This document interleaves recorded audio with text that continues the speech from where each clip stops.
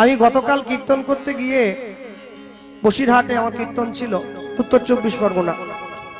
আমি আসর থেকে নেমে যে বাড়িতে মায়ের আমার থাকার ব্যবস্থা হয়েছিল সেই বাড়ির মায়েদের সঙ্গে কথা বলছিলাম।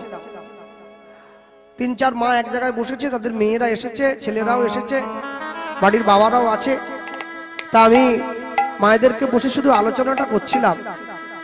আমি বলছিলাম, জানো মা, একটা 25 বছরের মেয়ে কলেজে পড়ে, ছোট্ট একটা গেঞ্জি আর প্যান্ট পরে, ছেলে বন্ধুদের হাত ধরে ঘুরে বেড়ায়, হাতে একটা বড় মোবাইল ফোন আছে, মাঝে মাঝে ছেলে বন্ধুদের সঙ্গে দাঁড়িয়ে 2-1টা সিগারেট টানও দিয়ে দেয়। হ্যাঁ, মেয়ে বলে কি আমরা সিগারেট খাবো না? ছেলেরা পারো, আমরা পারি না? এই ধরনের মেয়ে, এটা তোমার বাড়ির হোক চাই আমার বাড়ির হোক, এই ধরনের মেয়ে যে আগামী প্রজন্মকে কি ভয়ঙ্কর শিক্ষা দিতে চলেছে, এটা আজ তুমি বুঝবে না, একদিন তুমি বুঝবে। কোন দিন জানো? যেদিন দেখবে দোয়াতটা আছে কিন্তু কালি নাই। দোয়াত পড়ে আছে, লেখার মতো কালি যদি না থাকে, দোয়াতের বোতলের কোনো দাম থাকবে না। মানুষ আছে, মনুষ্যত্ব নাই, জীবনের কোনো দাম থাকবে না। শিবহীন যজ্ঞ যেমন দক্ষ যজ্ঞে পরিণত হয়েছে, প্রেমহীন সমাজ তেমন দক্ষ সমাজে পরিণত হয়ে যাবে। মানুষের গায়ে গা লেগে যাবে, প্রাণে কারো প্রাণ মিশবে না। কলকাতার দিকে গেলে দেখা যায় বড় বড় বাড়ি, 3 তলা 4 তলা 5 তলা, একটা বাড়ির সঙ্গে আরেকটা বাড়ি গায়ে লেগে রয়েছে, কিন্তু মানুষের মনের সঙ্গে কারো মনের মিল নেই। এক সংসারে 5 ভাই আছে, আর বাড়িটার নাম দিয়েছে শান্তিনিকেতন, কিন্তু আশ্চর্য কি, সকাল হলেই এক ভাই আরেক ভাইকে দেখলেই চোখের চুল টেনে ছিঁড়ে ফেলছে। তাহলে এই বাড়ির নাম শান্তিনিকেতন দিয়ে কি হবে? শান্তি কোথায়?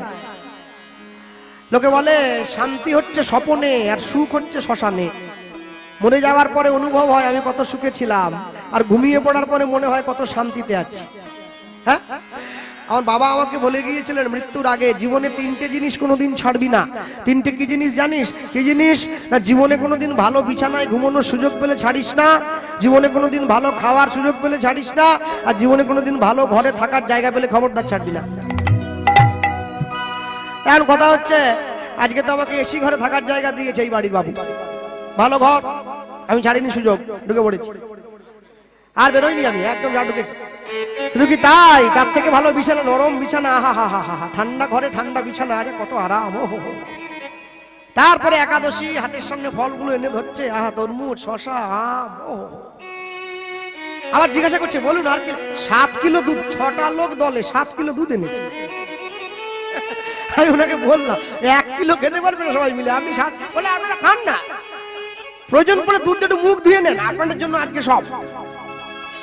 তা আমি বাবার কথাটা মনে পড়ে গেছে, জীবনে 3টে সুযোগ আমি ছাড়বো না। ভালো ঘরে থাকার সুযোগ, ভালো খাওয়ার সুযোগ, ভালো বিছানায় ঘুমাবার সুযোগ। আজকে আমার সুযোগ এসেছে। আজ আমার কীর্তন জগৎ 20 বছর অতিক্রান্ত হয়ে গেল, কিন্তু আমি যখন জীবনের শুরুটা করেছিলাম তখন কিন্তু আমার কাছে সুযোগ ছিল না, আমাকে চটে শুয়েই গান গাইতে হতো। বাবাকে বলেছিলাম, বাবা আমি তো ঠিক মতো খেতেই পাই না, আমরা একবেলা খেলে আরেক বেলা খাবার চাল থাকে না, খাটলে তবে পেটটা চলে। তুই কি বলছো? বাবা বলছে, তুই কি ভাবলি? ভালো ঘরে থাকার কথা বলতে তোকে এই কথা বলেছি, যে ঘর বিরাট বড় পাথর মোড়া ঘর, সেই ঘরের কথা বলিনি। তবে কোন ঘর? হচ্ছে যে ঘর মাটিতে শুলে ঘরের চাল দিয়ে ফুটো হয়ে চাঁদ দেখা যায়, সেই ঘরটা ভালো ঘর। কি করে ভালো ঘর? না, যদি দেখিস ঘরের কারোর সঙ্গে কারো ঝগড়া হয় না, সবাই সবার সঙ্গে মন মিলিয়ে কথা বলে, সেইটা ভালো ঘর। সেই ঘরে যদি কোনোদিন থাকার সুযোগ পাস, খবরদার ছাড়বি না। তারপরে বললাম, ভালো খাওয়ার যদি পাস, কোনোদিন ছাড়বি না। সৎ, যখন তোর প্রচন্ড খিদে পাবে, খিদের জ্বালায় চোখে অন্ধকার দেখবি, তখন যদি তুই দেখিস তোর সামনে পান্তার কাঁচা লঙ্কা পড়ে আছে, তুই ওটাই ভক্তি করে গ্রহণ করবি, তুই জানবি ওটাই তোর জীবনে সব থেকে ভালো খাবার। আর 3, সবার শেষে বললাম, ভালো বিছানায় ঘুমানোর সুযোগ পেলে কোনোদিন ঘুমোবি না, ভালো বিছানায় শুয়ে পড়। কোন বিছানা জানিস? সারাদিন যত কাজ করিস না কেন, দিনের শেষে ছেঁড়া মাদুরটা পেতে অন্ধকার ঘরে হাত পাখাটা নাড়তে গিয়ে যখন দেখবি তোর চোখটা বুঝে গেছে, এক ঘুমে সকাল হয়ে গেছে, তুই জানবি তোর জীবনে সব থেকে ভালো বিছানা ওইটা। কেন জানে? মনে রাখবেন, সব সময়ের জন্য আপনারে লয়ে বিব্রত রহিতে আসে নাই কেউ অবনি পরে, সকলের তরে সকলে আমরা, প্রত্যেকে আমরা পরের তরে। আমি নিজে ভালো থাকবো, আমি নিজে ভালো খাবো, আমি নিজে ভালো জায়গায় ঘুমাবো, এই জন্য পৃথিবীতে আসি নাই। আমার জন্য যেন 5 জন ভালো থাকতে পারে, আমি সেই জন্য পৃথিবীতে এসেছি। চিত্তরঞ্জন দাস ঠাকুর বলেছিলেন, তোমার অর্জন করা টাকা তুমি তখনই ভোগ করতে পারবে যদি তোমার সেই টাকা দেশের সেবায় লাগে, দশের সেবায় লাগে। কর্মচারী যদি কাজ করতে গিয়ে চায়ের কাপটা ভেঙে দেয়, মালিক বলে, জানিস কাপের দাম কত? 500 টাকা, বেতন থেকে কাটবো রে পরের মাসে। কর্মচারী ছুটে গিয়ে মালিকের সামনে হাত জোড়ো করে বলছে, তেলের শিশির ভাঙলো বলে খোকুর পরে রাগ করো, তোমরা যেসব বুড়ো খোকা ভারত ভেঙে ভাগ করো তার বেলা। আমি কর্মচারী কাপ ভেঙেছি, তুমি আমার কাছ থেকে বেতনটা কেটে নিলে, আর যদি কাপটা তোমার হাত থেকে পড়ে ভেঙে যেত, তুমি কি বলতে? কোম্পানিটা ভালো নয়, খারাপ মাল দিয়েছে তাই ভেঙে যায়। মানুষ যখন নিজের ভুল বিচার করে তখন সে উকিল হয়ে যায়, আর যখন সে অন্যের ভুল বিচার করে তখন সে বিচারক হয়ে যায়। নিজের ভুলটা দেখতে হবে সবার আগে। আমার জীবনে ভুল কোথায় কোথায় আছে, যদি নিজের জীবনের ভুল তুমি সংশোধন করে নিতে পারো, তাহলে তোমার থেকে সুখী ব্যক্তি এই জগতে কেউ হবে না। কোনোদিন জীবনে কষ্ট পেয়ে কাঁদবে না, কোনোদিন সুখে আনন্দ করবে না। তুমি দেখবে জগতে কেউ তোমাকে ঠোলাতে পারবে না। তুমি সুখ দুঃখকে মানিয়ে নিয়েছো কেন জানো? তুমি যদি সুখ পাও, দুঃখ তোমাকে নিতেই হবে, আর দুঃখ যদি পাও, অপেক্ষা করো, সুখ তোমার পিছন দিকে আছে। কে যাবি ভাই ভবসিন্ধু পার, ধন্য কলি যুগ ধন্য চৈতন্য অবতার। ওই মাকে ডেকে দাও, ডেকে দাও। হ্যাঁ, হরিনামে ঘুমোতে নি মা আমার। হ্যাঁ, যাত্রা শুনতে গিয়ে ঘুমোবে, এখন জেগে থাকো। হ্যাঁ, আমি যতটুকু সময় গাইবো, যদি আমি ঘুমিয়ে না পড়ি তোমরা কেউ ঘুমোতে পারবে না। আমি ডেকে ডেকে তুলবো সব জায়গায় গিয়ে। আজ থেকে 539 বছর পূর্বে মানুষের দরজায় ভগবান এসে দাঁড়ালেন। কে যাবি ভাই ভবসিন্ধু পার। নৌকো পার হতে গেলে নৌকোকে মালিককে পয়সা দিতে হয়, মাঝিকে পয়সা দিয়ে নৌকোটা পার হতে হয়। আর চৈতন্য মহাপ্রভু এসে দাঁড়িয়েছে হরিনামের নৌকো নিয়ে, কোনো পয়সা লাগে না। যে লাইনে দাঁড়ায় সে পার হয়ে যায়। ধন্য কলি যুগ ধন্য চৈতন্য অবতার। যে 10 অবতারকে আমরা চিনি তার মধ্যে তো মহাপ্রভুর নাম নেই। সত্য যুগে ভগবান 5 বার এসে গিয়েছে, মৎস্য কুর্ম বরাহ নৃসিংহ বামন। ত্রেতা যুগে 2 বার এলো, রাম পরশুরাম। দাপর যুগে 1 বার কৃষ্ণ। কলি যুগে একবার এসেছে গৌতম বুদ্ধ রূপে, আর একবার আসবে উড়িষ্যার সম্বলপুরে বিষ্ণু যশা ব্রাহ্মণের ঘরে কল্কি অবতার রূপে। তাহলে 10 অবতারের মধ্যে তো মহাপ্রভুর নাম নেই। তাহলে মহাপ্রভুকে অবতার বলবো কেন? তোমরা কীর্তন করো, তোমরা কীর্তনে কেন গাও অবতারের সার গোরা অবতার কেন না ভজিলি তারে? তোমরা কেন গাও বড় অবতার ভাই বড় অবতার, পটিতের বিলা হলো প্রেমের ভান্ডার কেন বলছো? বলে মহাপ্রভু অবতার নয়, মহাপ্রভু অবতরী। তরী মানে নৌকো। যে নামের নৌকোয় করে কলিযুগের জীবকে ভবসিন্ধুর ঘাটটা পার করে দেবে, সেই তো সাক্ষাৎ ভগবান। কলিযুগের মানুষ এত ভাগ্যবান, আমাদের জন্য নাম গাইছে স্বয়ং মহাপ্রভু। এর থেকে বড় কি হতে পারে? সব যুগে ভক্ত ভগবানের দরজায় ছুটে গেল, কলিযুগে ভগবান ভক্তের দরজায় ছুটে গেল। কেমন সব জীব হইবে উদ্ধার, বিষয় সুখেতে সব মজেছে সংসার। বলিলেও কেহ নাহি লয় কৃষ্ণ নাম, নিরবধি করে শুধু আমিত্বের ব্যাখ্যান। আমাদের জন্য নাম গাইছে ভগবান, মানুষের দরজায় গিয়েছে। যে নাম বলল হাতে ধরলো, তাও যে বলেনি পায়ে পড়লো, তাও যে বলেনি বুকে জড়িয়ে ধরলো। মার পর্যন্ত খেয়েছে, তারপরেও বলল মেরেছিস কলসির কানা, তা বলে কি প্রেম দেব না? এই ভগবান তোমরা কোথায় পাবে? বৈষ্ণব মহাজন বলছে জানো তো, নৌকোতে উঠতে গেলে, বাসে উঠতে গেলে, ট্রেনে উঠতে গেলে যারা ছোট বাচ্চা হয় ওদের জন্য হাফ টিকিটের প্রয়োজন হয়। মায়ের কোলে ছোট্ট বাচ্চা, তাহলে মায়ের ভাড়া যদি 10 টাকা হয়, বাচ্চার ভাড়া 5 টাকা। কিন্তু আমার মহাপ্রভুর ঘাটে সবার জন্য ফ্রি, মায়ের জন্য ফ্রি, তার মেয়ের জন্য ফ্রি। এখন কথা হলো যারা খোড়া অন্ধ বোবা আতু, তাদের জন্য কি হবে? ওরা তো রোজগারই করতে জানে না। বলে ওরা তো আগে যাবে। ওরা যদি আগে যাবে, দলিল করে দাও, লিখে দাও, কাগজ দিয়ে দাও, তবে তো মানবো আগে যাবে। এই বললো বৈষ্ণব মহাজন বলছে আমি লিখে দিলাম। ও গো আমার, ও গো আমার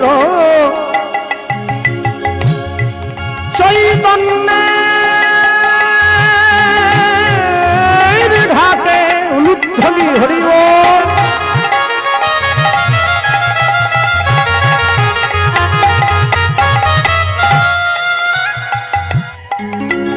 অগয় আমার চৈতন্যের ঘাটে ঘাটে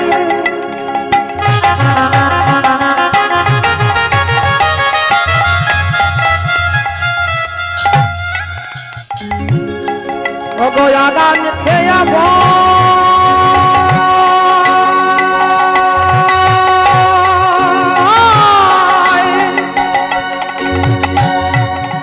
জড় অন্ধ লেখা দিয়েছে জড় অন্ধ সব অনায়াসে পার হয় আমার চৈতন্যের ঘাটে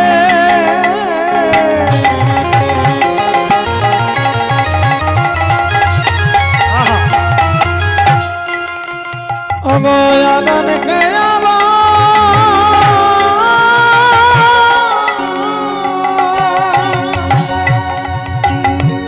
অনায়াসে পারে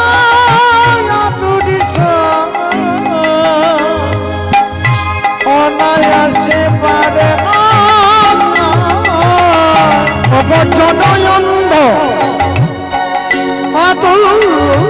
সব অনায়াসে পার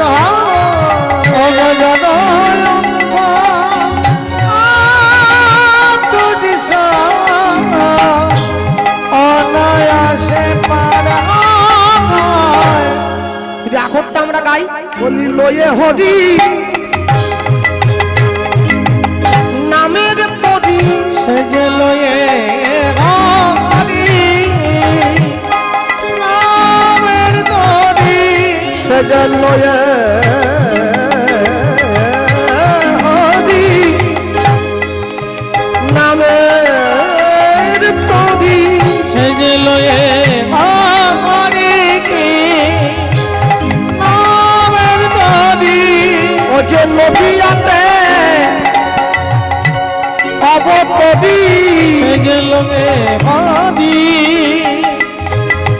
নামের তরি দেখো ব্রাহ্মণ চন্ডালে বুকে জগাইয়ে ধরি লয়ে হরি নামের তরি ও যে হরি হয়ে বলল হরি লয়ে হরি নামের তরি দেখো নাম সংকীর্তন প্রচার করি লয়ে হরি নামের তরি দেখো জড় অন্ধ আতুরের পায়ে ধরি লয়ে হরি নামের তরি দেখো গোলকের হরি ফুলকে নাম ধরি লয়ে হরি নামের তরি ওরে আমার আমার গৌর হরি লয়ে হরি নামের তরি আমার আমার গৌরী হরি লয়ে হরি নামের তরি লোকে নদী নামের তরি ও জড় অন্ধ আতুর অনায়াসে পার হয় ও জড় অন্ধ আতুর অনায়াসে পার হয় যে ভগবানের নাম বলল সেও পার হয়ে গেল, যে ভগবানের নাম বলেনি সেও পার হয়ে গেল। আশ্চর্য কি, যে ভগবানকে ভালোবাসলো সে ভগবানের নাম ভক্তি শ্রদ্ধা সহকারে গ্রহণ করলো, আর যে ভগবানের নাম ভালোবাসলো না ভগবান তাকেও নাম দিল, তফাৎ হয়ে গেল। তফাৎটা কি জানো? বৃন্দাবনের মাটিতে ব্রজগোপীরাও কৃষ্ণ পেয়েছে, আর কুরুক্ষেত্রের মাঠে গিয়ে দুর্যোধন দুঃশাসনেরাও কৃষ্ণ পেয়েছে। দুটো পাওয়া কোনোদিন এক হয় না। আমার গুরুদেব বলতেন, তুই বৃন্দাবনে যাবি, বৃন্দাবনে যা, ব্রজের ধুলোয় গড়াগড়ি দে, সব ঠিক আছে, কিন্তু কি জানিস, বছরে একবার করে নবদ্বীপে গিয়ে নবদ্বীপের ধুলিতে গড়াগড়ি দিবি। তাহলে কি হবে ওতে? নবদ্বীপের ধুলিতে গড়াগড়ি দিলে কি হবে জানিস? নদিয়ার ধুলিতে গড়াগড়ি দিলে অন্তরে দয়া জন্মায়। কেন জানেন? বৃন্দাবনে যতগুলো অসুর ভগবানকে মারতে গিয়েছে, ভগবান কাউকে ছাড়েনি, সবাইকে মেরে দিয়েছে। অগাসুর, বকাসুর, পুতনা সব মরে গিয়েছে। নবদ্বীপে যতগুলো অসুর ভগবানকে মারতে গিয়েছে, ভগবান কাউকে মারেনি, সবাইকে উদ্ধার করে দিয়েছে। মলয় চাঁদ কাজী উদ্ধার, চপল গোপাল উদ্ধার, জগাই মাদাই উদ্ধার। আগে এই জায়গাটা ধরতে হবে তো, আসল জায়গাটা ধরতে হবে তো, যে আমাদের জন্য ভগবান আর কত কষ্ট করবে। আস্তে জগাই মাদাইকে নিতাই চাঁদ যখন নাম দিতে গিয়েছিল, জগাই কিন্তু নিতাই চাঁদের কপালে মারেনি, মেরেছিল কিন্তু মাধাই। একটু এগিয়ে এগিয়ে আসুন সকলে, পিছনের বাবাদেরকে মায়েদেরকে বসতে সুযোগ করে দেন, একটু এগিয়ে আসুন সকলে। হ্যাঁ, এগিয়ে এগিয়ে আসুন মায়েরা। আরে এসো এসো, চলে গেলে বলবো নি কেন যাচ্ছ, এসো। এসো। জগাই কিন্তু নিতাই চাঁদের কপালে মারেনি, মেরেছিল মাধাই। ছুটে গিয়ে কপালটা ফাটিয়ে দিয়েছে, দরদর করে রক্ত গড়িয়ে পড়ছে। নিতাই চাঁদ ছুটে গিয়ে বলেছিল মারলি, কিন্তু হরিনাম একবার বলে নে। হরিদাস ঠাকুর যখন নিতাই চাঁদের হাত ধরে টেনে নিয়ে চলে গিয়েছে নিজের ঘরে, জগাই গিয়ে কিন্তু মাধাইকে বকা দিয়েছিল, এই ভাই, বৈষ্ণবের গায়ে হাত তোলাটাকে ঠিক হলো রে? হ্যাঁ, যত হলেও নাম দিতে এসেছে, তাকে মারলি। মাধাই কি বললো জানেন? আপনারা কেউ শোনেননি, কে শুনেছে? বৃন্দাবন দাস ঠাকুর চৈতন্য ভাগবতে লিখে। মাধাই বলছে, ভাই তুই কি ভাবলি আমি এত বোকা? এমনি এমনি নিতাই চাঁদের কপালটায় ফাটিয়ে দিয়েছি, তাহলে কেন মারলি? এই বাড়ির সামনে গঙ্গা এসেছে, আজ ডুববি না তো কবে ডুববি? বোকা কথা। বাড়ির সামনে গঙ্গা মানে, হেই নিতাই চাঁদের কপালটা ফাটিয়ে মহাপ্রভুকে জানিয়ে দিয়েছি, নবদ্বীপে এখনো দুটো পতিত পড়ে আছে, তুমি উদ্ধার করবে কবে? যদি না মারতাম, কান টানলে মাথা আসে রে। নিতাই চাঁদের কপালটা ফাটিয়ে দিয়েছি, নিজের কপালের রক্তটা চেপে নিয়ে বড় ভাই ছোট ভাইয়ের কাছে গিয়ে দাঁড়াবে, দেখ আমি নাম দিতে গিয়েছিলাম, আমায় মারলো, ছোট ভাই ছুটে আসবে আমাদেরকে মারার জন্যে, আমরা দুই ভাই গিয়ে গৌরের চরণে পড়ে হরিনাম বলে উদ্ধার হব। এই সুযোগ তোমরা কবে পাবে? আজ পাও, কাল পাও, পরশু পাও। একবার তার অবদানটা চিন্তা করে দেখো। শুধু কীর্তনের আসনে এসে বসলে, প্রসাদ সেবা করলে, হাততালি দিয়ে নাচলে, বাড়ি চলে গেলে, ঘরে গিয়ে পাখা চালিয়ে ঘুমিয়ে পড়লে, মহাপ্রভুর অবদানটা বুঝবে না? হ্যাঁ, আমাদের জন্য এত কষ্ট করেছে, আমাদের জন্য এত যন্ত্রণা সহ্য করেছে, যে মানুষটা, তার কথা কি একবারের জন্য অনুভব হয় না কলিযুগের মানুষে? কি গো, মানুষের ভক্তি শুধুমাত্র একটা লোক দেখানো আচার সর্বস্বতায় রয়ে গেছে, অন্তরে প্রবেশ করে নাই। আমি অনেক মানুষকে দেখেছি জানো, বাড়িতে সুন্দর সুন্দর কাঠের দরজা বানিয়েছে, আর দরজার উপরে ডিজাইন করেছে রাধাকৃষ্ণের ছবি এঁকে দিয়েছে, নিতাই গৌরের ছবিটা এঁকে দিয়েছে। যতবার দরজাটা খুলছে পা লাগছে, যতবার বন্ধ করছে পা লাগছে, অপরাধের ভয় নাই। বাড়ির বাইরের দেওয়ালে তুমি টাইলস দিয়ে দিয়েছো রাধাকৃষ্ণের ছবি। হ্যাঁ বাবা, লোককে দেখাচ্ছ, দেখো কত ভালোবাসি দেখো। আর যেই প্রচন্ড ঝড় এলো, তুমি ছেলে মেয়েগুলোর হাত ধরে টেনে নিয়ে ঘরে ঢুকে ঘরের দরজাটা বন্ধ করে দিলে, রাধা গোবিন্দ ঝড় জলে পড়ে ভিজে। আহা হা হা, দুটো নকুল দানা দিয়ে কলিযুগের জীব যা দাবি কষে ভগবানের কাছে, ভগবানের চোখে জল এসে গিয়েছে। কেন জানো? যে জীব আমাকে নকুল দানা দিয়ে যদি এত দাবি কষতে পারে, তাহলে কলিযুগের সব জীব যদি আমাকে অন্ন সেবা দেয়, তাহলে এরা কি না কি চেয়ে বসবে আমার কাছে। মানুষের অন্তরে বিন্দু মাত্র ভক্তি, ভালোবাসা, প্রেম, ভাব কিচ্ছু নেই, কিচ্ছু নেই। আর গুরুবাড়ি নবদ্বীপ, প্রাচীন মায়াপুর। আমি সবসময় ইস্কনে যেতে পারি না, সময় হয় না, গুরুবাড়িতে গেলে থাকতে হয়, কিন্তু মাঝে মধ্যে ইস্কনে যাই তো আমার মায়ের সঙ্গে। আমি গেলে দেখি বাবা মায়েরা বড় বড় মেয়ের হাত ধরে ইস্কনে গিয়েছে, সন্ধ্যেবেলায় সন্ধ্যে আরতি দর্শন করবে, কত ভিড় হয়েছে, হাজার মানুষের ভিড় হয়ে গেছে। মেয়ে সুন্দর পোশাক করেছে, ইস্কনে গেটের বাইরে বয়স্ক ঠাকুমারা ঘুরে বেড়ায়, 5টা টাকা হাতে দিলে তিলক একটা করে দেয়। তিলকের গুরুত্ব বোঝে না, সবাই করেছে তাই আমিও করছি। মানুষ তো উল্টো, একজন ছেঁড়া প্যান্ট পরছে বলে 5 জনে পরে ঘুরে বেড়াচ্ছে, আরে সে পরলো বলে তুই পরবি, রুচিটা দেখ। হ্যাঁ, তিলক করেছে, মেয়ে গিয়ে মাকে বলছে, মা একটা তুলসীর মালা কিনে দাও, পরি, সবাই পরেছে, মান সম্মান চলে যাচ্ছে। যাক, লোক দেখানোর জন্য পড়লো। এবার আরতি হয়, আরতি নাচা, হরে কৃষ্ণ হরে নাচলো। এইবার যিনি মহারাজ জি আরতি করছিলেন, সে তো নৃসিংহদেবের মুটুকটা মাথায় ঠুকিয়ে দিল, হাতে চরণামৃত দিয়ে দিল, হাতে প্রসাদ নিয়েছে।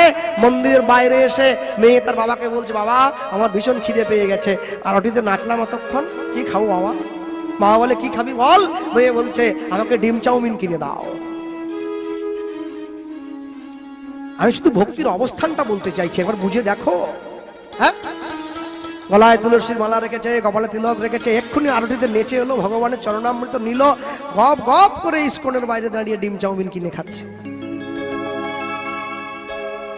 শতজন্ম করিলেও নাম সংকীর্তন, তবু ব্রজে না পায় ব্রজের ব্রজেন্দ্র নন্দন।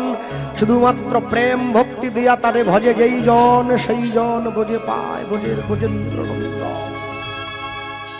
আর যারা আমরা হরি নাম নিয়েছি, ভগবানের নাম নিয়েছি, ভগবানকে আশ্রয় করেছি, আমাদের অবস্থা তো আরো মারাত্মক, আমাদের অবস্থা আরো বড় খারাপ।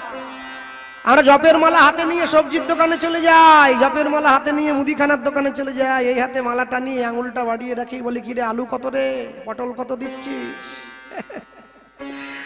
যাইবে দক্ষিণে বলিবে পশ্চিমে, দাঁড়ায় উত্তর মুখে, গোপনের প্রেম গোপনে রাখিবে, থাকিবে পরম সুখে।